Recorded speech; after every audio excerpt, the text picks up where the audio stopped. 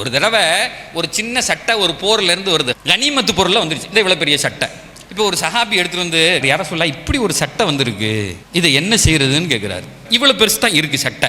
ரசூலுல்லாஹ் வாங்கி இப்படி பார்த்துட்டு சொன்னாங்க, அந்த உம்மு காலிதாவை கூப்பிடுங்க, அந்த உம்மு காலிதா எங்க அப்படிங்கிற. உடனே இவங்க சஹாபாக்கள்லாம் யாரும் உம்மு காலிதானா யாரும் இருப்பாங்க, யார் உம்மு காலிதா உம்மு காலிதான்னு தேடல் நடக்குது. ஒரு 3 வயசு பிள்ளைய தூக்கிட்டு வராங்க, கூட்டு உட்கார வச்சு, வரலாறில் என்னை கண்கலங்க வைத்த சம்பவம் அது. பெருமானார் தன்னுடைய நுபுவத்தினுடைய முபாரக்கான கையினால அந்த சட்டையை கலட்டினாங்க, அந்த அம்மா போட்டிருந்ததை. இந்த சட்டையை தூக்கி அதுக்கு மாட்டி விடுறாங்க. அந்த இடத்துல ஒரு வார்த்தையை பெருமானார் சொல்றாங்க, அஹ்லி வ அப்லிகி, அஹ்லி வ அப்லி. இதுதான் பெருமானாருடைய குணம் சார். சார் வாழ்றது சார்.